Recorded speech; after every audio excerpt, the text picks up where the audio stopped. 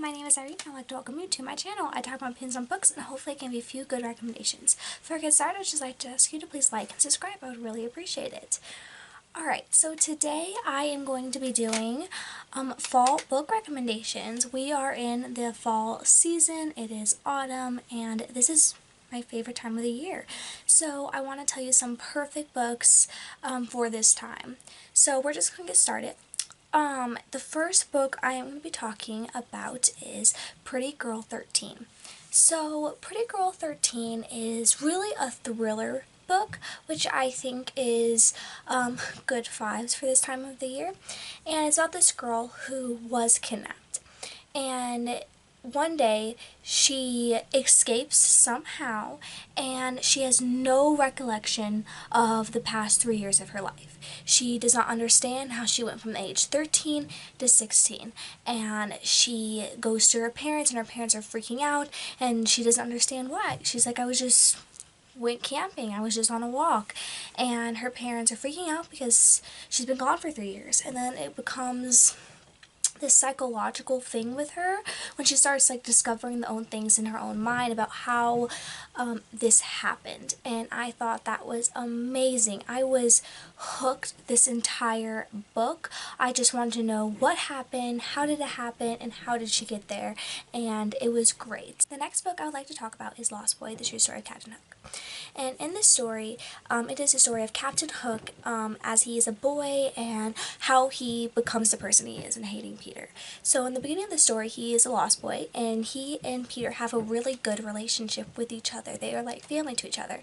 And he also has a good relationship with other lost boys, some of them.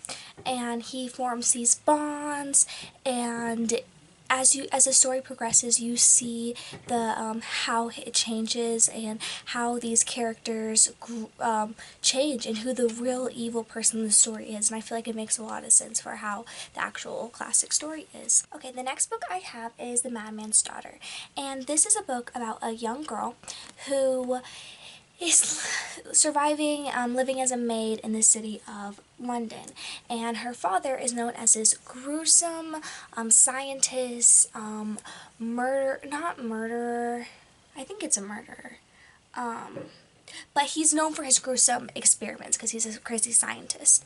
And so she does not know, I think, truly what happened, and she ends up going over to she ends up meeting a boy that she knew from her childhood, and the boy from her childhood takes her and to this island.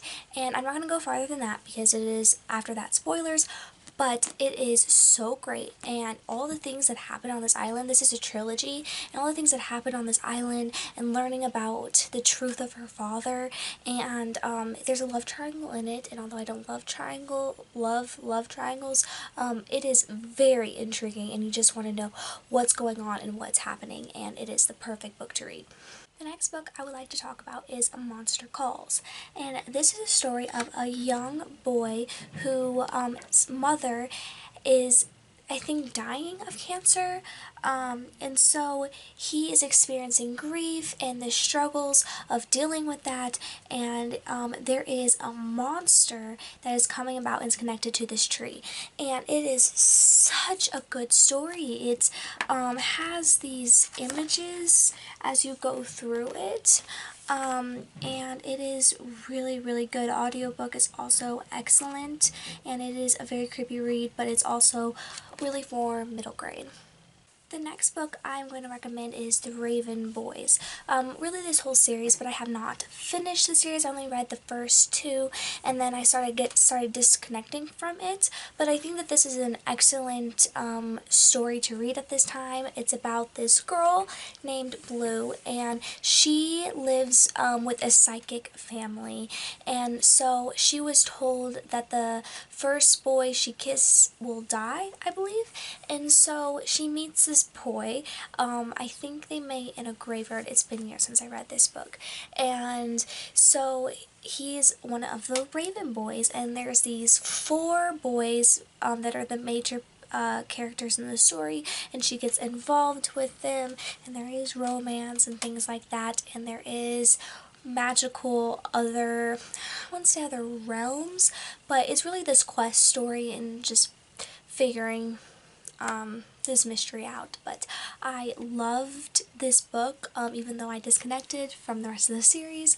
I still thought this was an amazing book, and it is so interesting and intriguing. The next book I have is Beauty.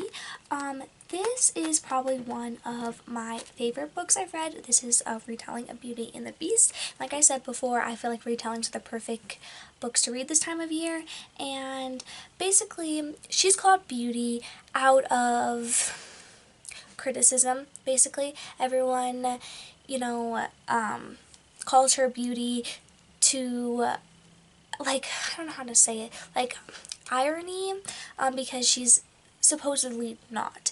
And so her father gets lost in the dark forest and then gets captured by the beast, basically how the story goes. And then she ends up going to save him. And I think that this book is great and so much fun to read, and I feel like it's one of my favorite Beauty and the Beast retellings, and I've read quite a few, and it definitely has those forest, creepy type of vibes that I think are perfect for fall. The next book I'm going to be talking about is Stalking Jack the Ripper. Now, this book is one book that I did not enjoy, but I still think it's a really good recommendation for this time of year, and that is about a girl who is a scientist, or maybe she's not a scientist, but she likes to dissect bodies and look into bodies and all that kind of more gruesome stuff. And this is back in the times where that stuff was not accepted for women. I believe it was like early 1900s that this story takes place. And so then she starts looking for this murder, and this book has a lot of twists and turns, and it's really creepy, and it's very interesting seeing her find this stalking Jack the Ripper. And so the reason I didn't like it is because I do love a good story about a woman who is going against odds and doing what she wants anyway, but it seemed like the story was really forcing it on the reader. Like, she is, like, different than other girls, that it had that huge trope, and it was like, it was too forceful on it. And I also feel like I didn't like the writing that much, but it is a perfect book to read at this time. If you like serial killer kind of mystery things. Next, I'm going to talk about Rebecca. And this is about a young woman who meets a man. And he has been married before, but his wife died, and so she meets him, and she knows all about this, and she decides that she wants to form a relationship with him, and then they get married pretty quickly, and they move into his house, which is kind of like a mansion, I believe. And so she then gets kind of haunted by the idea of his late wife, Rebecca, that was her name, and she tries to discover, because the servants are obsessed with her, everyone is obsessed with Rebecca, besides him, the man she married. He doesn't really mention her much, but everyone else does, and she's being bombarded with this, and she's like, oh my god, like, who is this woman, and does he love her more than me, and will I ever live up to her? And then it becomes this whole thing, and it's very suspenseful, the ending shocking, and I think it's amazing. And I love gothic, this isn't a romance, like gothic thrillers like this, and it was amazing, and it has that creepy mansion thing going on, so that's great. Next, I'm going to talk about The Bone Houses. So this book I absolutely loved. It is about a girl that is living in this kind of small town, and she is a grave digger. And then a map maker not moves into this town, but like goes to this town, and there's been this issue that's been going on of people leaving their graves, their bone houses, they're walking skeletons, and they leave their graves, and usually that's always been a problem, but they used to always stay in the cemetery, and now they are leaving the cemetery, and this is proving to be a very big problem. So our main character is like, doesn't know what to do. She's a gravedigger, like this has to do with her, so she decides to go on this quest with this map maker to get this to stop happening, and it is so good. I loved this book so much. The ending, again, there was so much mystery in it, and I loved the ending. I thought it was so good, and it is a really good, creepy feeling book, perfect for fall. The last book I'm going to talk about is The Girl in Red. I love this book too. So this is about a girl, so Little Red Riding Hood story, and the girl is like a dystopian setting, and so she is dealing with like this plague thing going on, and it is like set into, it's like flashback, not necessarily, yeah, kind of flashback things of seeing before, like what was happening when everyone was getting sick and stuff like that, and when she was with her family, and then watching her as she's on her own.